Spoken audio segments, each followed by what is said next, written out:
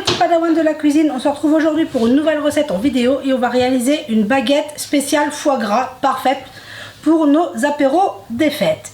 Donc pour commencer notre recette, nous aurons besoin de 210 g de farine. Moi ici c'est de la T55 à laquelle j'ajoute une petite cuillère à café de sel et 2 petites cuillères à café de 4 épices.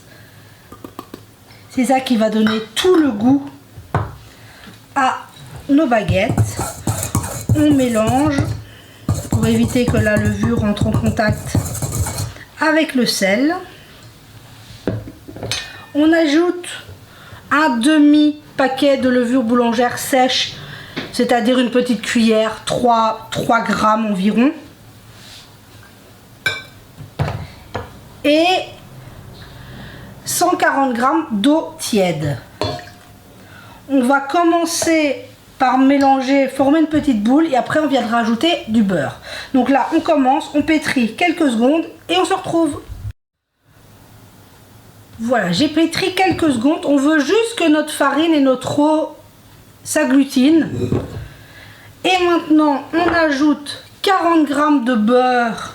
Ici j'avais oublié de le sortir du frigo, donc je l'ai passé 30 secondes au micro-ondes.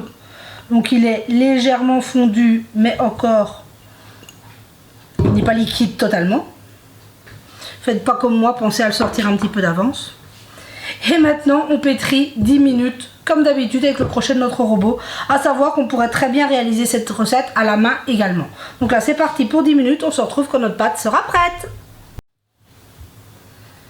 Et voilà, au bout de 10 minutes, on obtient une pâte qui est élastique, mais elle ne colle pas. C'est ce qu'on veut obtenir. Une pâte bien élastique, mais qui ne colle pas aux doigts. Donc maintenant, qu'est-ce qu'on va faire? On va la filmer, ou la couvrir, n'importe. Et on va la laisser pousser pour 1 heure. On veut qu'elle double de volume. Donc on est parti pour 1 heure de pousse et on se retrouvera dans 1 heure. On se retrouve, 1 heure est passée. Donc on va libérer notre pâte et on voit qu'elle a bien poussé. Bon, évidemment 200 g de farine dans la cuve de mon robot, ça ne se voit pas beaucoup. Donc je vais légèrement fariner mon plan de travail et on vient récupérer notre pâte. Vous voyez, c'est vraiment très simple. À cet instant, on peut tout simplement faire une grande baguette ou comme ici, j'ai choisi de faire 2 petites baguettes, mais ça c'est au choix.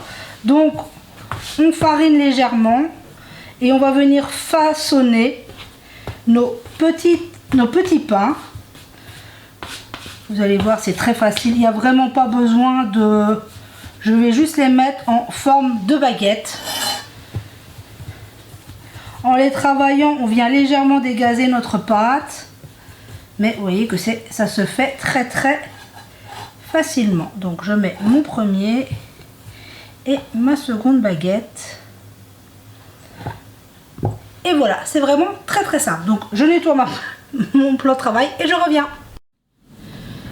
Et voilà, on va les laisser poser pour une deuxième pousse pendant une vingtaine de minutes. Pendant ce temps-là, on va préchauffer notre four.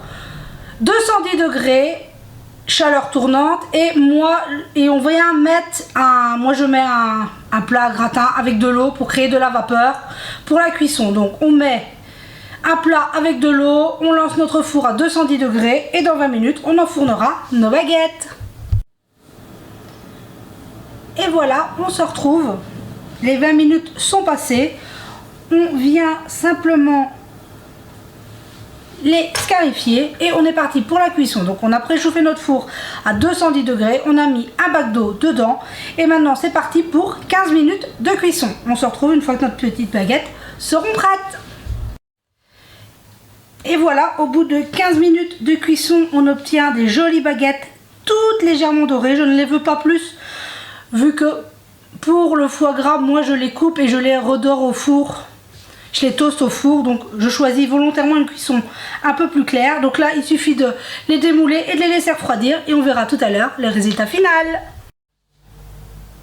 Et voilà, on se retrouve. Mes petites baguettes ont le temps de refroidir. Regardez-moi ce moelleux, elles sont très bien cuites. Enfin, juste comme moi, elles ont bien levé, elles ont un peu accroché. Mais regardez cette mie. C'est vraiment super moelleux, parfait. Et comme je vous dis, moi je vais le trancher en petites tranches, je les fais colorer au four.